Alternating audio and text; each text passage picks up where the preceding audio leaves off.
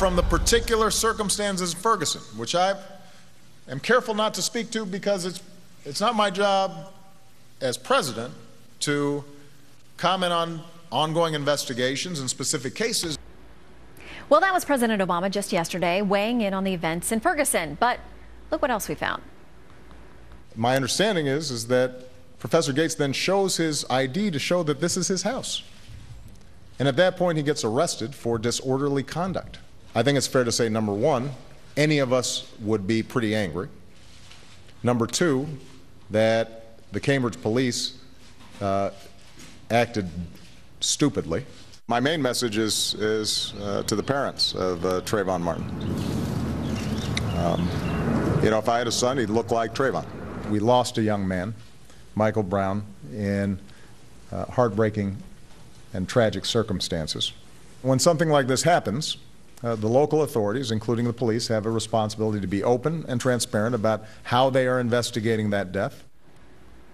Alan Colmes is host of The Alan Colmes Show on Fox News Radio. Good to see you tonight. Hello, nice to see you, Shannon. Okay, so does the president set himself up? Because this is one of those things where he's like, I can't comment on ongoing criminal cases, but then he's done it many times. He's only contradicting himself. Well, he shouldn't have said calling the police the way they acted stupid. Yeah. Shouldn't have said acted that. Stupidly. When you make broad comments like, I shouldn't be commenting on individual cases, and he's already done that. I mean, we live in a videotape YouTube world. You can't do it because someone's going to go back like we just did and find here's where you're contradicting yourself. We can't escape anymore. Everything exists out there somewhere on the interwebs. So if we want to go and make a big deal about this, oh my God, look at this horrible thing he said. He must be a big hypocrite and liar. I mean, those who don't like the president will use this against him, but he set himself up. Well, it's just like the conversation that we've been having the last couple of weeks about action on immigration, where he said, 25 plus times that we found, that I can't do this. Legally, I can't do it. I hear what you're saying, but I can't do what you're asking me to do. Legally, it wouldn't be defensible, and then he does it. Well, I was on this show just last week having this big debate with Megyn Kelly about that very incident.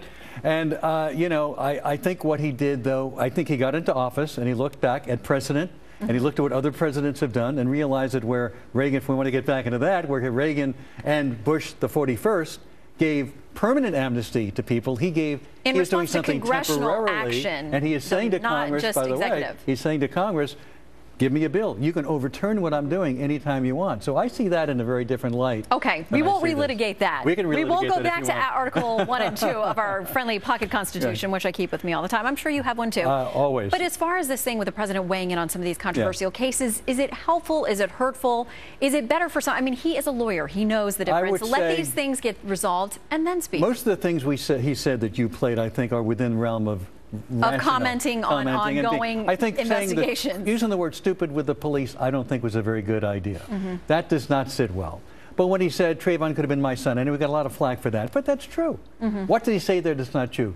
Trayvon could have been his son. He is an African-American president talking about, don't forget, the Trayvon situation is very different than what we've been experiencing in Ferguson. Trayvon was minding his own business, walking innocently in a place that someone didn't think he should be. That's not exactly what happened with Michael Brown. Very different situation. But when the president speaks out on things before they're resolved, I mean, he obviously he has great influence. And I think back to June of a couple years ago when we were waiting on the decision, the initial decision on the Affordable Care Act from the Supreme Court, and he said in the Rose Garden something to the effect that the Supreme Court would never overturn a rightly passed law of Congress, which they've done many times.